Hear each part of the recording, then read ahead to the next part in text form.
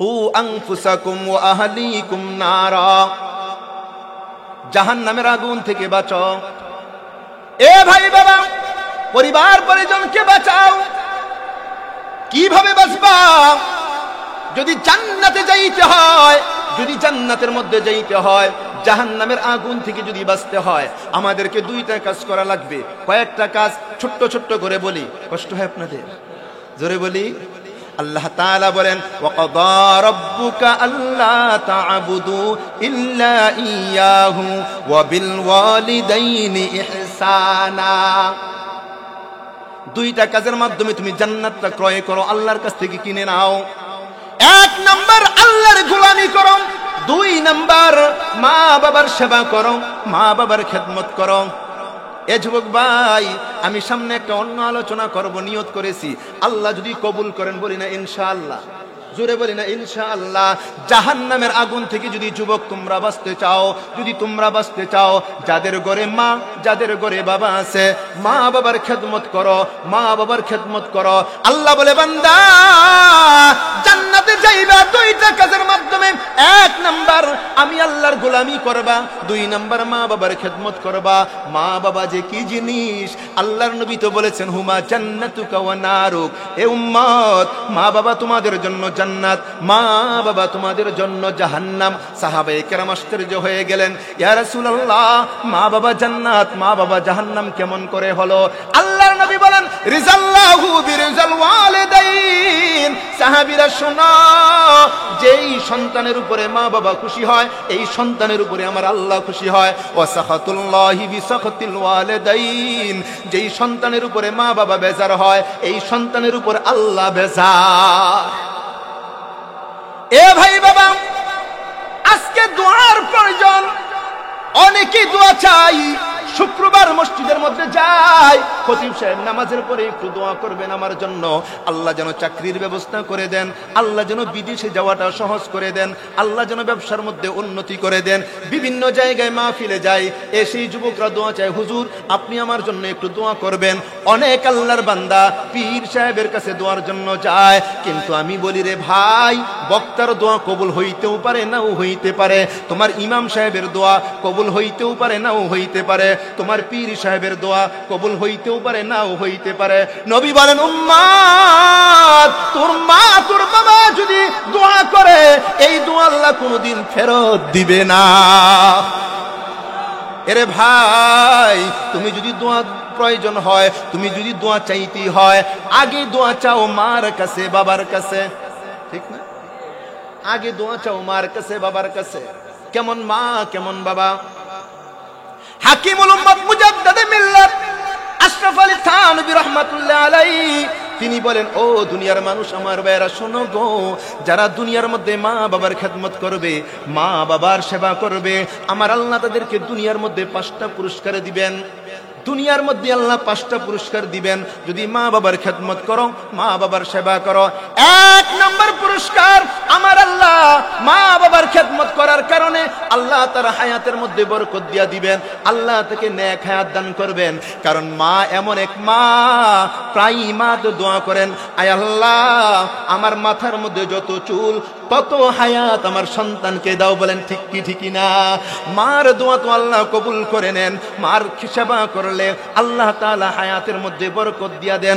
মা বাবার খেদমত যে আল্লাহর বান্দা করবেন, আল্লাহ তাআলা দুনিয়ার মধ্যে 2 নাম্বার তাকে বালা মুসিবত বিপদ আপদ হইতে হেফাজতে রাখবেন। কারণ মা আর বাবা, মা তো দোয়া করে, আল্লাহ যেই সন্তানকে 10 মাস 10 দিন গর্ভে ধারণ করলাম, আয় আল্লাহ অনেক কষ্ট করে লালন পালন করলাম। বাবা দোয়া করে, মালিক যেই সন্তানকে মাথার গাম পায়ে ফেলে পরিশ্রম করে লালন পালন করলাম, আয় আল্লাহ আমার সন্তানকে বিপদ দিও না, বালা মুসিবত দিও না। মা বাবার দোয়ার কারণে যেই সন্তান মা বাবার খেদমত করবে, আমার আল্লাহ তাকে দুনিয়ার মধ্যে বালা মুসিবত থেকে হেফাজতে রাখবেন।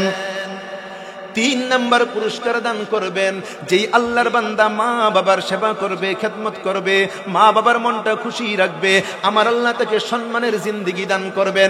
ইজ্জতের চেয়ারের মধ্যে বসাইবেন, এলাকার মধ্যে সম্মান দিবেন, দেশের মধ্যে সম্মান দিবেন, যেখানে যাবে সেখানেই সম্মান পাবে।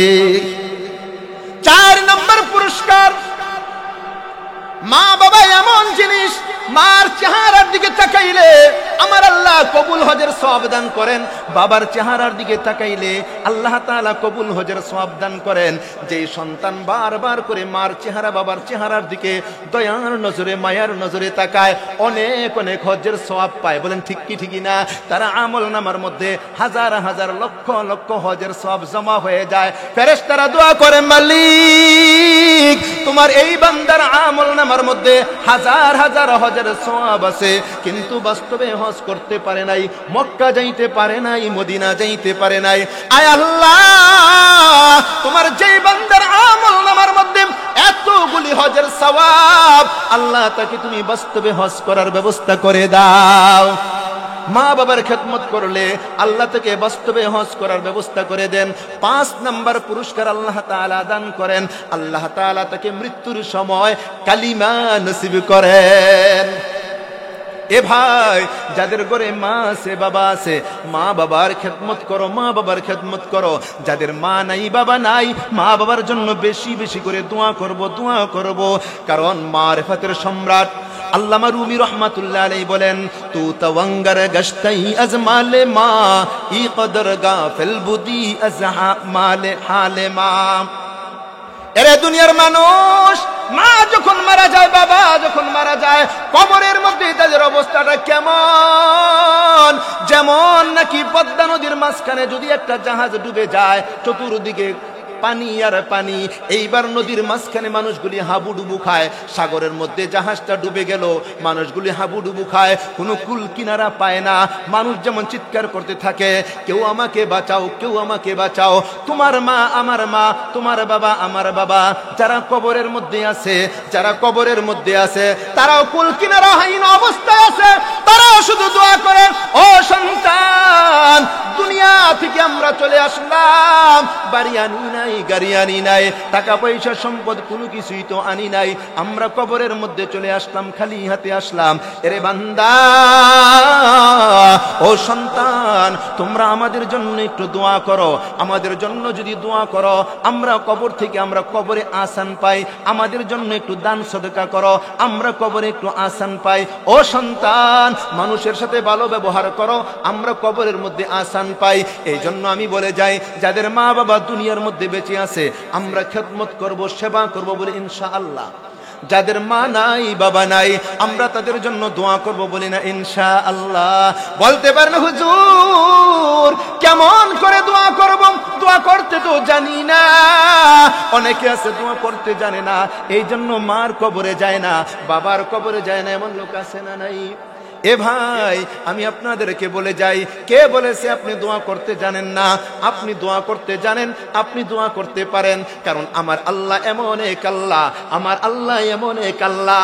আল্লাহ আপনার ভাষা যেমন বুঝেন, আমার ভাষা তেমন বুঝেন, পীর সাহেবের ভাষা বুঝেন, আল্লাহ আমেরিকার ভাষা বুঝেন, লন্ডনের ভাষা বুঝেন, সবার ভাষা বুঝেন, বুবার ভাষা বুঝেন, বয়রার ভাষা বুঝে কি বুঝে না? তাহলে আপনার দোয়াটা বুঝি আল্লাহ বুঝবে না? এ ভাই, আপনি দোয়া করেন, হুজুর দোয়া করার আগে পরে অনেক কিছু আছে, পারি না। আমি বলি না, আপনি তো পারেন, বেশি পড়া লাগবে না, আপনি আস্তে করে পড়বেন। 3 বার সূরা ইখলাস তেলাওয়াত করবেন, 3 বার সূরা ইখলাস তেলাওয়াত করে আল্লাহর কাছে বলবেন, আল্লাহ আমার মার জন্য পড়লাম, মার কবরে হাদিয়া পৌঁছাইয়া দাও। বাবার জন্য পড়লাম, বাবার কবরে হাদিয়া পৌঁছাইয়া দাও। দোয়া করতে পারবো না? হুজুর এই দোয়াটা কোন সময় পড়ব, কোন নামাজে পরে পড়ব, কোন মসজিদে গিয়ে পড়ব?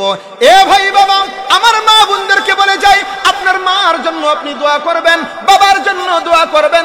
সময়ের প্রয়োজন নাই, আপনি সব সময় দোয়া করতে পারবেন। আপনি রাত্রেও করতে পারবেন, দিনেও করতে পারবেন, দাঁড়াইয়া দাঁড়াইয়া দোয়া করতে পারবেন, বসে বসে করতে পারবেন, শুয়ে শুয়ে করতে পারবেন, হেঁটে হেঁটে করতে পারবেন। আপনি দোকানে বসা, আপনি জমিনে বসা, আপনি অফিসে বসা, আপনি বিছানার মধ্যে শুইলেন, হঠাৎ করে মার কথা মনে হলো, হঠাৎ করে বাবার কথা মনে হলো, আর দেরি না, মা বাবার কথা মনে হলো, আমরা 3 বার সূরা ইখলাস তেলাওয়াত করব। আল্লাহর কাছে বলবো, আল্লাহ আমার মার জন্য তেলাওয়াত করলাম, মার কবরে হাদিয়া পৌঁছাইয়া দাও। বাবার জন্য পড়লাম, বাবার কবরে হাদিয়া পৌঁছাইয়া দাও। পারবো ইনশাআল্লাহ, পারবো ইনশাআল্লাহ। আল্লাহ তুমি কবুল। আল্লাহর নবী, বিশ্ব নবী, রহমতের নবী, বরকতের নবী বলেন, আলী রে রাত্রি বেলা ঘুমাও, আলী রে শোনো, ঘুমের আগে তুমি এক খতম কোরআন তেলাওয়াত করে ঘুমাইবা, কিছু দান সদকা করে ঘুমাইবা। আলী রাদিয়াল্লাহু তাআলা আনহুর চেহারাটা মলিন। ইয়া রাসূলুল্লাহ, আপনি তো জানেন আমি তো ব্যস্ত মানুষ, কোরআন তেলাওয়াত করার সময় পাই না, এক খতম কিভাবে পড়ব? ইয়া রাসূলুল্লাহ, আপনি তো জানেন আমি অভাবী মানুষ, গরিব মানুষ, আমি কিভাবে সদকা করব? নবী বলেন, আলী জানো না আমার উম্মতের হায়াত কম, আমার উম্মতের আমল কম, কিন্তু সওয়াব বেশি। देख जा कुरान में आए मोहतरम मुस्तफा की उम्मते खैरुल उमाम, এই উম্মতের দাম অনেক বেশি।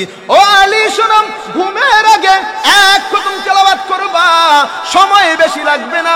আল্লাহ তাআলার কোরআনে কারীম, এই কোরআনের একটা সূরা, যেই সূরার নাম হলো সূরা ইখলাস, এই সূরাটা তুমি 3 বার তেলাওয়াত করে ঘুমাইবা, আমার আল্লাহ তোমার আমল নামায় এক খতম তেলাওয়াতের সওয়াব দিবেন। নবী বলেন, আলী ঘুমের আগে তুমি 4 বার সূরা ফাতিহা তেলাওয়াত করে ঘুমাইবা, আমার আল্লাহ তোমার আমল নামায় 4000 দিনার সদকা করার সওয়াব দিবেন। এ ভাই, আল্লাহ তাআলা বলেন, ইয়া আইয়ুহাল্লাযীনা আমানু কু আনফুসাকুম ওয়া আহলিকুম নারা, ও ঈমানদারগণ, জাহান্নামের আগুন থেকে নিজে বাঁচো, সন্তানকে বাঁচাও। দোস্ত, আমি শেষ কথাটা বলে যাই। আজকে মাদ্রাসার মাহফিল, মুসনা মাদ্রাসা, দারুল উলুম মাদ্রাসা আপনাদের জন্য, এলাকার জন্য এত বড় নিয়ামত, আল্লাহর কসম এই এলাকার মধ্যে এর চেয়ে বড় নিয়ামত আর নাই, এর চেয়ে বড় নিয়ামত আর নাই। আল্লাহ সন্তান আপনাদেরকে দিয়েছেন, বাবা হয়েছেন, অনেকে মা হয়েছেন, কিন্তু মনে রাখবেন অনেকের সন্তানের কারণে জাহান্নামে যাইতে হবে, আবার অনেক আল্লাহর বান্দা বান্দি সন্তানের কারণে জান্নাতের মেহমান হয়ে যায়। সন্তানের দায়িত্ব আপনাকে আমাকে পালন করতে হবে, দায়িত্ব পালন করতে হবে। যদি দায়িত্ব পালন না করি অবস্থা হবে কি? অনেকের মা কবরে, অনেকের বাবা কবরে চলে গেছে। দোস্ত, আপনি এক সময় আপনার মার কাফন পরা অবস্থায় সামনে ছিল, আপনি দাঁড়িয়েছিলেন, জানাজা নামাজের মধ্যে দাঁড়ান নাই আপনারা? অনেকে মার জানাজা পড়েছেন, অনেকে বাবার জানাজা পড়েছেন, দাদা দাদির জানাজা পড়েছেন, নানা নানির জানাজা পড়েছেন, হয়তো আপনারা টের পান নাই। আল্লাহর নবী বলেন, আমার উম্মত, তোমার মা যখন কবরে রওনা দিয়েছিল, তোমার বাবা যখন কবরে রওনা দিয়েছিল, তাদের অন্তরগুলি চিৎকার করতেছিল, তোমার আমার মা বাবার অন্তরগুলি চিৎকার করতেছিল, বলতেছিল, সন্তান আর কোনোদিন আমার চেহারাটা দেখবি না, সন্তান তোর কাছে আর কোনোদিন এক বেলা খাবার চাইবো না, ও সন্তান তোর কাছে আর কোনোদিন একটা কাপড়ও চাইবো না, চলে যাচ্ছি, বিদায় হয়ে যাচ্ছি, এই আসমানের চাঁদ আর কোনোদিন দেখবো না, সূর্য কোনোদিন দেখবো না, দুনিয়ার বাতাস কোনোদিন আমার গায়ে লাগবে না, সন্তান রে আমি চলে যাচ্ছি, তবে আমাকে শেষ হাদিয়াটুকু দে, আমাকে শেষ একটা গিফট দিয়া দে, সন্তান আমার শেষ বেলায় আমাকে বঞ্চিত করবি না, আমার একটা হাদিয়া তুই দিবি, কারণ তোর মুখের হাদিয়াটা আমি শুনতে চাই, তোর থেকে আমি হাদিয়াটা পাইতে চাই। আপনার আমার মা আপনার কাছে আমার কাছে কি চেয়েছিল সেদিন হয়তো অনেকেই জানি না, শুধু চাইছিলেন, সন্তান আমার জন্য এই দোয়াটা কর, ও সন্তান, আল্লাহুম্মা গফিরলি হাইয়িনা ওয়া মাইয়িতিনা ওয়া শাহিদিনা ওয়া গায়িবিনা ওয়া সগীরিনা ওয়া কাবীরিনা। দোস্ত, আপনার মা আপনার কাছে চেয়েছিলেন এই দোয়াটা, আপনার থেকে, আপনার বাবা আপনার থেকে দোয়াটা চেয়েছিলেন, কিন্তু একটু বলেন তো কয়জনে মা বাবার জন্য সহি শুদ্ধ করে দোয়াটা পারছে? দোয়াটা কয়জনে পারছেন?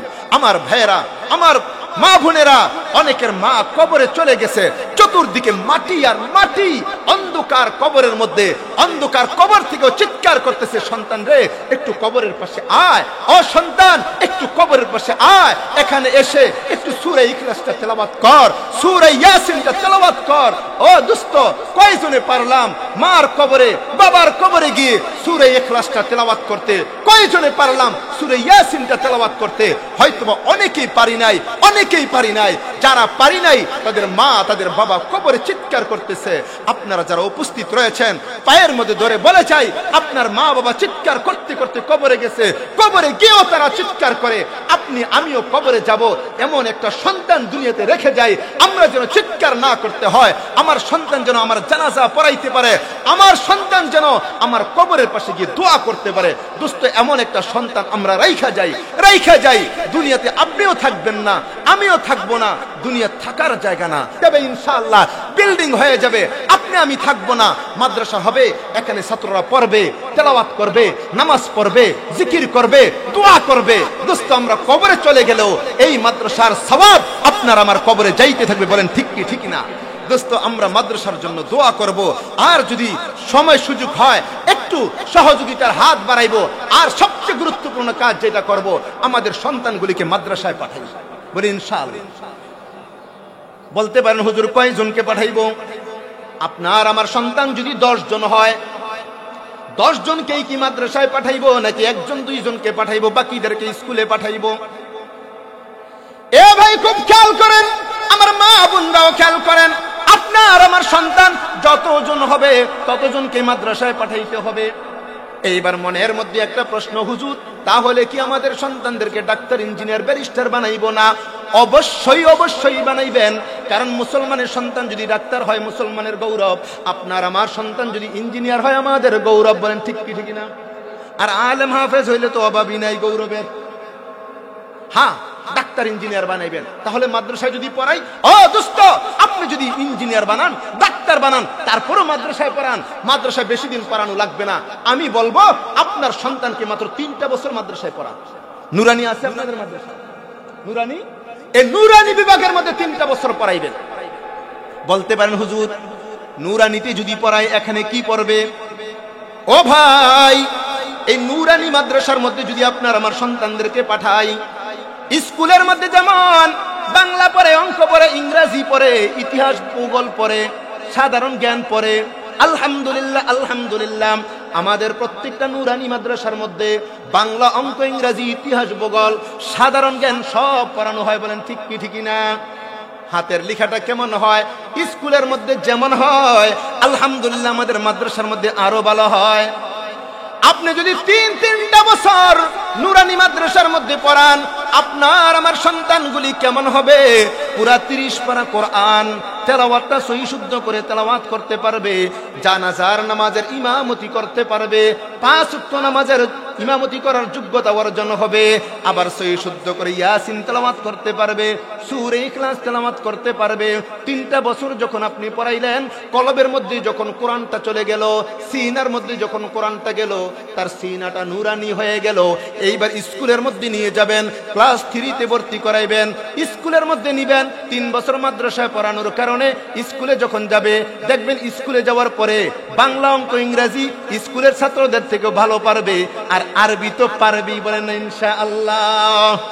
এ ভাই, আপনি যদি আপনার আমার সন্তানদেরকে আমরা যদি মাদ্রাসার মধ্যে পড়াই, এরপরে 3টা বছর পরে স্কুলে নিলাম, স্কুল থেকে কলেজে নিলাম, কলেজ থেকে ভার্সিটিতে নিলাম, বিদেশেও পড়াইলাম, ডাক্তার, ইঞ্জিনিয়ার, ব্যারিস্টার সব বানাইলাম, যখন আপনার আমার মৃত্যুর খবরটা পাইবে, সন্তান দৌড়াইয়া বাসার মধ্যে আসবে, বাড়িতে আসবে, আর ঘোষণা দিবে, না রে না, আমার বাবা মারা গেছে, আমার মা মারা গেছে, মসজিদের ইমামের প্রয়োজন নাই, কারণ আল্লাহ তাআলার মেহেরবানি, আমার বাবা আমাকে মাদ্রাসায় পড়াইছিলেন, আমার মা আমাকে মাদ্রাসায় পড়াইছেন, আমি আমার মার জানাজার ইমামতি করব, আমি আমার বাবার জানাজার ইমামতি করব। বলি না সুবহানাল্লাহ?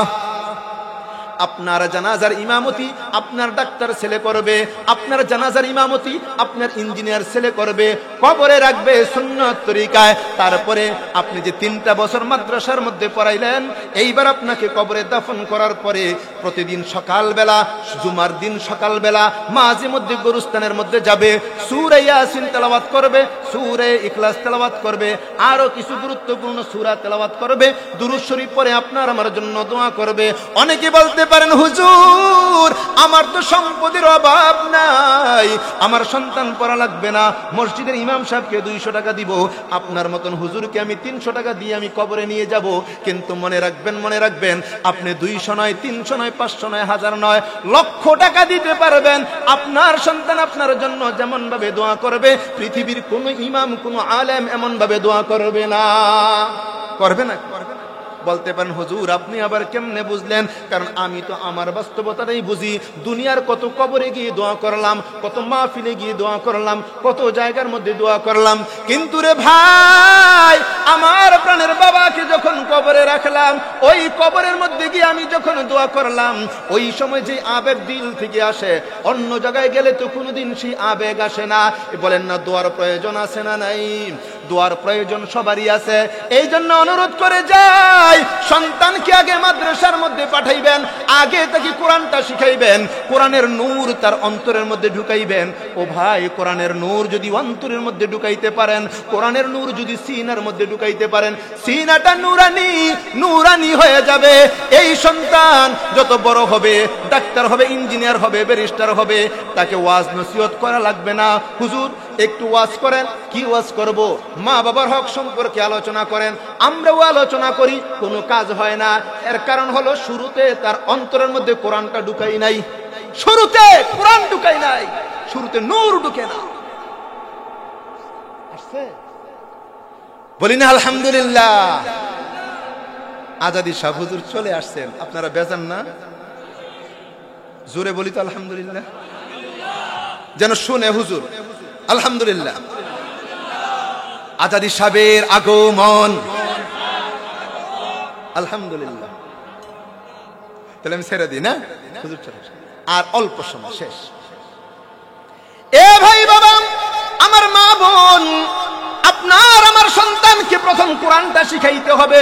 তবে আমি সব জায়গায় বলি, রে ভাই আমার মা বোন, আপনার আমার সন্তানকে আমরা কোরআন শিখাইবো, তবে শিখাইবো দেরিতে না শুরুতে।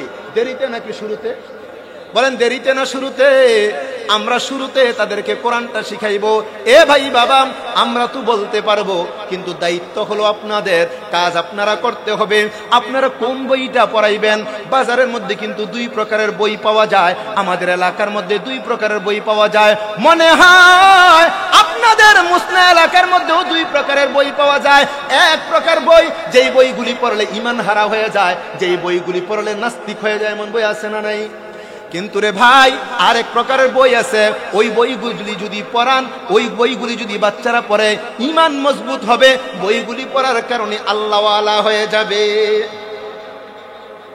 বেশি লম্বা করার সময় তো নাই। বাজারের মধ্যে 2টা বই আছে, আপনারা সরু সরায়া ক খ শিখাইবেন, আমরাও সরু সরায়া ক খ শিখাই। আপনারা ABCD 1 2 শিখাইবেন, আমরাও ABCD 1 2 শিখাই। আপনারাও শিখাইবেন, আমরাও শিখাই। ঠিক কি ঠিক না? কিন্তু ভাই, বাজারের মধ্যে 2 প্রকারের বই। এক প্রকারের বইয়ের মধ্যে আছে শুরুতে অজগর, আরেক প্রকার বইয়ের মধ্যে আছে শুরুতে ওযু। কোন বইটা পড়াইবেন? এক মা সন্তানকে পড়ায়, ও সন্তান তুমি পড়ো শুরুতে অজগর, সরায়াতে আনারস, রশ্মিতে ইট, দিরিগিতে ইঁদুর। আরেক মা পাশের ঘরে পড়ায় শুরুতে ওযু, সরায়াতে আজান, রশ্মিতে ইসলাম, দিরিগিতে ঈমান। এইবার আপনি কোন বইটা পড়াইবেন সিদ্ধান্ত নেন। এক সন্তান বলে, ও গো মা, শুরুতে অজগর। অজগর মানে কি? মা বলে, সন্তান অজগর মানে হলো বিষাক্ত সাপ, এই সাপে যদি কামড় দেয় মানুষ মারা যায়। অজগর হলো হিন্দুদের দেবতা, হিন্দুদের। আরেক মা পড়াইতেছেন শুরুতে ওযু, সরায়াতে আজান। বাচ্চাটা কয়, মা শুরুতে ওযু, ওযু মানে আবার কি? মা বলে, ও সন্তান, ওযু মানে হলো মুখ ধোয়া, হাত ধোয়া, মাথা মাসা করা, পা ধোয়া। সন্তানটা বলে, ওগো মা, আমি যদি ওযু করি আমার কি লাভ হবে? মা বলে, সন্তান তুমি যদি ওযু করো, আমার আল্লাহ তোমার 3.5 বডিকে পাক এবং পবিত্র বানিয়ে দিবেন। ও সন্তান, তুমি যদি পাক হয়ে যাও, পবিত্র হয়ে যাও, আমার আল্লাহ তাআলা তোমাকে পাক পবিত্র করে দিবেন। কোরআন শরীফ ধরে পড়তে পারবা, তুমি নামাজ পড়তে পারবা, আল্লাহর কুদরতি পায়ের মধ্যে সেজদা দিতে পারবা। শুরুতে ওযু পড়াইবো না অজগর পড়াইবো? এইবার সিদ্ধান্ত নেন কোন বইটা পড়াইবেন। আর যখন মাদ্রাসার মধ্যে পড়বে, মুসনাদ দারুল উলুম মাদ্রাসায় পড়বে, আলিফেতে মাদ্রাসা যদি পড়ে আলিফেতে আখিরাত শেষ বিচারের দিন, নেক কাজের বদলা সে যে পাবে হ্যাঁ মুমিন। বাতি বাইতুল্লাহ শরীফ আল্লাহ পাকের ঘর, ওহার দিকে ফিরে তোরা নামাজ আদায় কর। তাতে তাফসীর পাক কোরআনের বাণী, তাফসীর করিলে বারে কুওয়াত ঈমানি। সাথে সওয়াব নেক কাজের তরে, এক গুণ করিলে সওয়াব 10 গুণ বাড়ে। জিমেতে জিহাদ ধর্মযুদ্ধ হয়, জিহাদ করে মারা গেলে শহীদ তারে কয়। মাদ্রাসা যদি পড়াই এগুলি পড়বে না। আমরা সকলে আমাদের সন্তানদেরকে কোরআন শিখাইবে তো ইনশাআল্লাহ। শুরুতে সিনার মধ্যে কোরআনটা ঢুকাই দিব, সিনাটা নুরানি হয়ে যাবে। বড় হলে ডাক্তার, ইঞ্জিনিয়ার যাই হবে, আল্লাহ ওয়ালা হয়ে যাবে। আল্লাহ তাআলা যেন আপনাকে, আমাকে, আমাদের সকলকে যেই কথাগুলি অল্প সময়ের মধ্যে বললাম আমল করার তৌফিক দান করে। সকলে দিল থেকে মন থেকে বলি আমিন। আরো জোরে বলি আমিন। আমি তো আপনাদের মোটামুটি পরিচিত, তাই না? আল্লাহ মনে হয় কয়েকবারই আনছে এলাকা, 4-5 বার বা আরো বেশি, কম বেশি হবে। আলহামদুলিল্লাহ, হাজী সাহেবের মহব্বতে, হাজী সাহেব বললে তো আর না করতে পারি না। আল্লাহ তুমি আমাদেরকে মাফ করে দাও, আল্লাহ তুমি কবুল করো, আল্লাহ মাদ্রাসাকে কবুল করো, আল্লাহ আমাদের জামাতকে জান্নাতি জামাত হিসাবে কবুল করো, আল্লাহ আজকের জামাতকে তুমি জান্নাতি জামাত হিসাবে কবুল করো। আল্লাহ আমাদের অর্থ, শ্রম, মেহনত, আল্লাহ এই মাদ্রাসার জন্য যা হচ্ছে ও মালিক তুমি কবুল করে নাও।